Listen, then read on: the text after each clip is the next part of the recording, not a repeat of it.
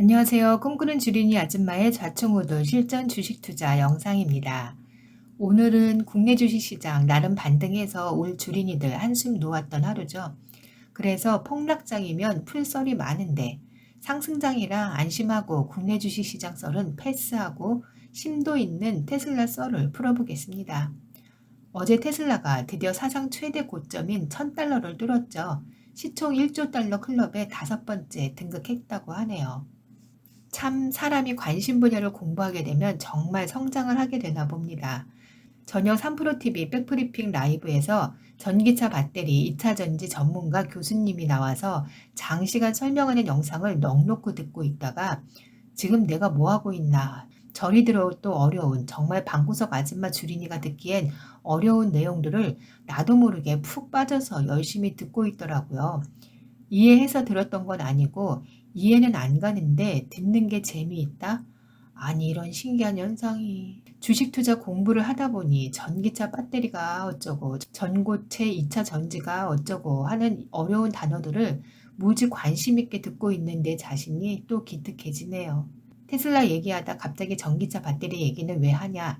오늘은 어제 잠깐 언급한 테슬라 썰을 이야기해보려니 서로를 꺼냈네요.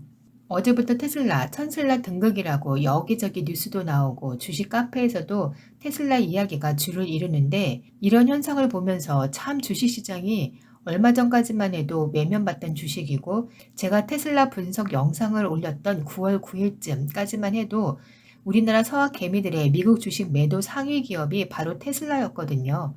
이런 현상을 보면서 정말 시장에서 외면받을 때 매수 타이밍이라고 한 말이 맞는 것 같습니다. 지금은 너무 칭송받는 분위기라 오히려 왠지 고점 아닌가 싶은 생각이 들기도 하고요. 제가 가지고 있는 테슬라에 대한 믿음이 책 리뷰했던 슈퍼개미 주식농부 박영옥님의 회사의 진정한 투자자가 되어 기업이 시장에서 외면받을 때도 기업과 함께 가고 칭송받을 때도 기업과 함께 성장해가는 투자자 마인드가 되어야 한다는 조언을 제가 테슬라로 실천하고 있네요. 지난 테슬라 분석 영상에서도 얘기했듯이 말실수가 많고 비트코인 투자 언론 플레이하는 게 못마땅하긴 했지만 중간중간 보고되는 기술력들에 대한 믿음이 생겨서 장투할 거라고 했었는데요. 지금 최고점이고 혹시 조정이 와서 큰 폭으로 하락한다고 해도 이 마음은 변치 않을 거랍니다. 시장에서는 테슬라 전기차 판매가 매출을 견인하고 있고 중국에서의 전기차 판매량이 큰 폭으로 늘어서 반도체 부족 현상이라는 악재를 극복한 테슬라를 엄청 칭찬하던데, 이 방구석 아줌마 주린이는 생각이 좀 다르답니다. 테슬라의 전기차는 테슬라 가치로 봤을 때 일부분이라고 보거든요. 너무 과대평가하는 거 아니냐고요? 뭐 반대 여론이 있을 수 있겠죠. 오너인 머스크에 대한 믿음이라고 하죠. 속된 말로 똘끼 있으면서 말실수가 많아 오너 리스크가 좀 있지만 그걸 상쇄하고도 남을 만한 천재성에 믿고 투자한답니다. 며칠 전 모건 스탠리에서 테슬라의 자회사 스페이스X 기업 가치가 테슬라를 뛰어넘을 것이라고 뉴스가 나왔는데 이 말에 전적으로 동감합니다. 현재 스페이스X의 기업 가치는 테슬라의 8분의 1에 불과하지만 테슬라 스페이스X의 우주선이 통신, 교통, 지구 관측 및 기타 우주 관련 영역에서 광범위하게 쓰이게 되는 잠재성을 높이 평가한다고 하네요. 와, 근데 공부하며 알게 되었는데 역시 공부하니 더 많은 정보를 알게 되네요. 테슬라의 자회사라고 해봤자 스페이스X와 원숭이 실험한 또 다른 자회사 정도만 알고 있었는데 스타링크라는 차세대 로켓 회사도 자회사로 거느리고 있었던 거 이제 알았네요. 스타링크는 수천 개의 위성들과 상호 연결된 인터넷 네트워크를 구축하려는 프로젝트로 스타쉽이라는 스페이스X가 달과 화성으로 화물과 사람을 운송, 보내기 위해 개발 중인 차세대 로켓이라고 합니다. 이 프로젝트를 위해 스페이스X가 수년 동안 수십억 달러를 투자했다고 하네요.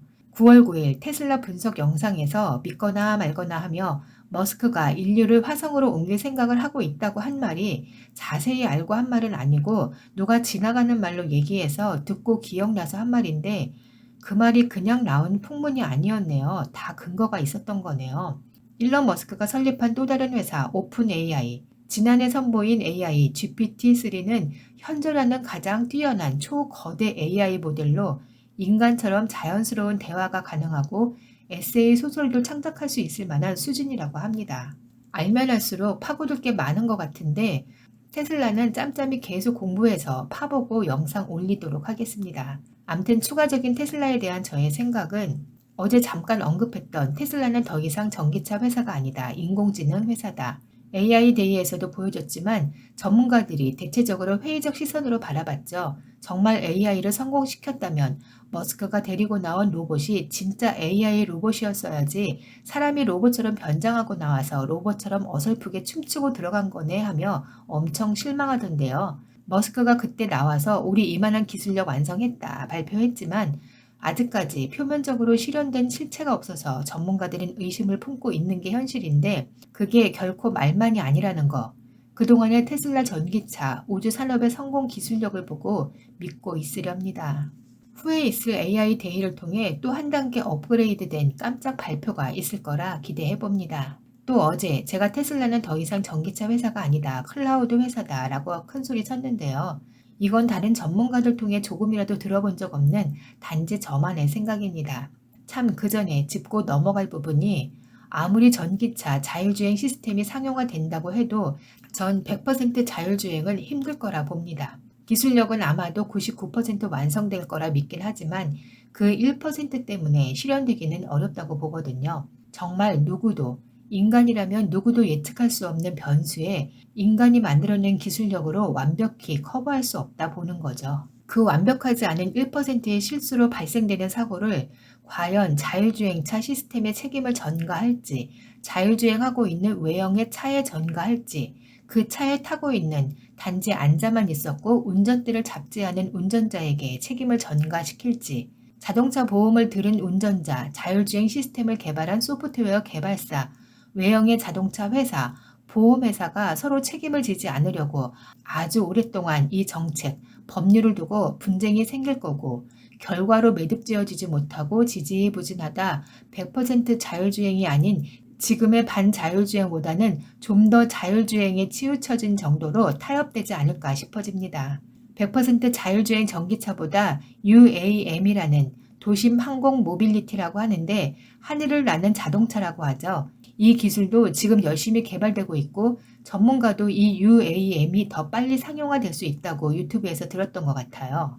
저 또한 100% 자율주행은 인간 윤리적 접근에서도 부딪히는 장벽이 많아서도 UAM, 하늘을 나는 자동차는 오히려 더 빠르게 상용화될 수 있다는 거에 한 표 던집니다. 다시 본론으로 테슬라가 클라우드 기업이다 라고 하는 부분은 이건 정말 그냥 저만의 생각인데 테슬라가 100% 자율주행을 위해 수집된 그 어마어마한 데이터를 본인들만 소유하고 본인들의 차에서만 활용된다면 뭐 좀 한정될 수 있겠지만 그 방대한 양의 데이터 수집 분석을 단지 자율주행 시스템에만 국한해서 사용하기엔 아까울 것 같고 그 정보들을 활용한 클라우드 시스템으로 수익화할 뭔가를 개발 중에 있지 않을까.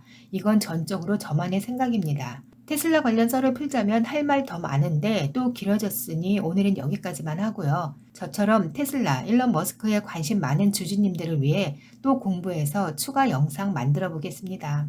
오늘 테슬라가 프리장에서는 어제보다 소폭 하락해서 어제 너무 올라서 좀 쉬나 보다 했더니 본장부터 다시 반등해서 엄청 올라가고 있네요. 지금 현재 오후 11시 13분 테슬라 4.79%를 향해 달려가고 있습니다. 테슬라 화이팅! 머스크 형님 오늘 꿈 날아가십시오.